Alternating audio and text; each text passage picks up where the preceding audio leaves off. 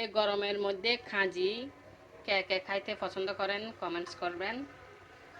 আমার খাজি রান্না কিন্তু হয়ে গেছে, এখন দিয়ে দিলাম ধনিয়া পাতা। খাজি রান্না একদমই সহজ, আসলে তেমন মশলাপাতি দিতে হয় না, ভীষণ মজার একটা জিনিস, পেট ঠান্ডা রাখে আর কি।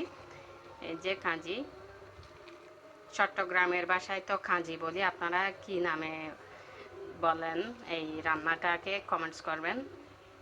এই কাজের সাথে খাবো হচ্ছে আজকে কি জানেন,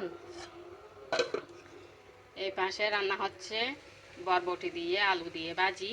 এই তো বাজি রান্না হচ্ছে, আমার বাজিও প্রায় রান্না শেষ। বাজি দিয়ে খাজি দিয়ে খাবো আর কি। আর এই পাশে রান্না আছে মাছ বোনা। এই তো